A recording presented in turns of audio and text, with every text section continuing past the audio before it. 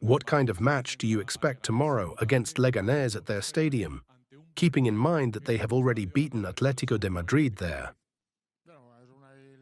Well, this is a knockout match,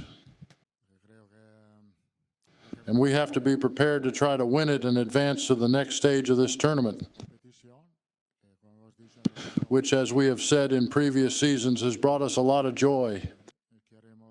We want to try to do the same this season. After Real Madrid's official statement yesterday, I want to ask, do you trust Spanish refereeing? Well, let's remember that something happened here that is inexplicable.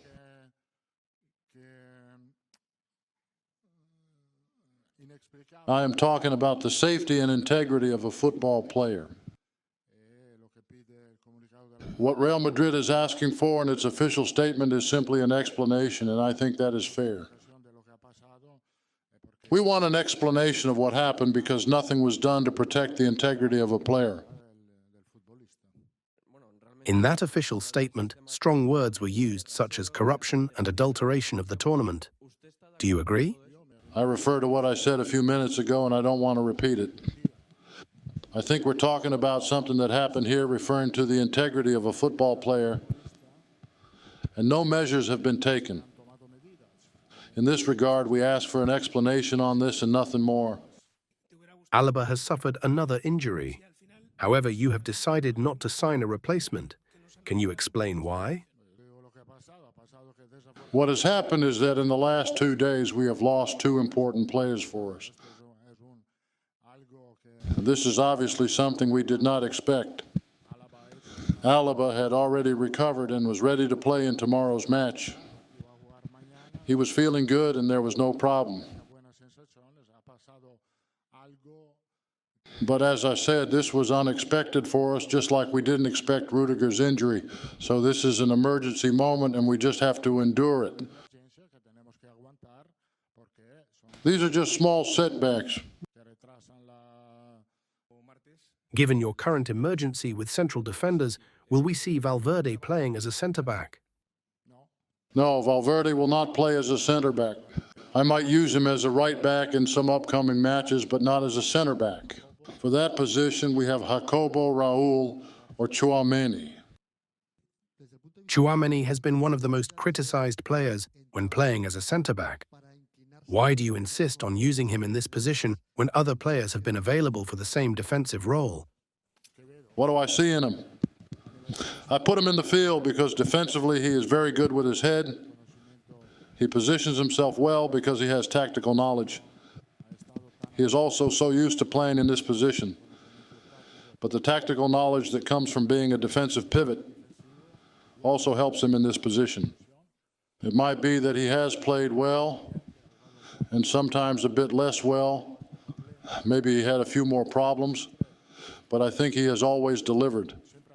He might have made some mistakes, but I don't recall a clear error in all the games he has played. He played many games last year too, always performing. Vinicius and Bellingham didn't train today. Will they be available tomorrow? Well, Bellingham has a bruise from a knock he received in the last match, which is why he didn't train. I don't think he will be available tomorrow. As for Vinicius, we gave him an extra day to recover, but he will be available for tomorrow's match. Manchester City has signed 4 new players. Do you feel a bit envious because of this? Well, I have to plan for the upcoming match against Manchester City with the players I have now.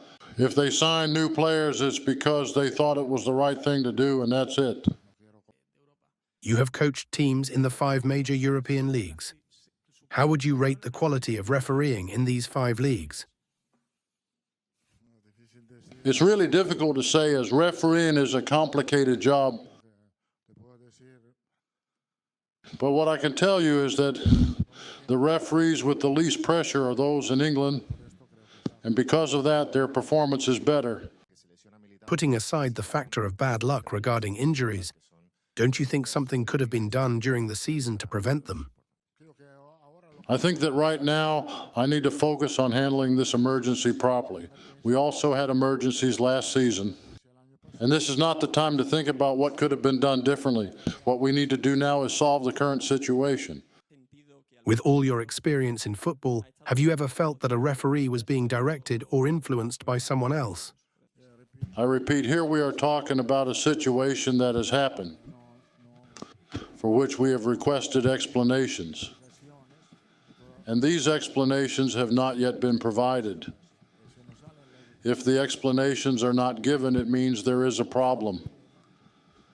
And if there is a problem, someone has to fix it. How is Mbappé doing, and how has he felt after that dangerous challenge he suffered? Will he have to train and play with some sort of protective bandage as a precaution?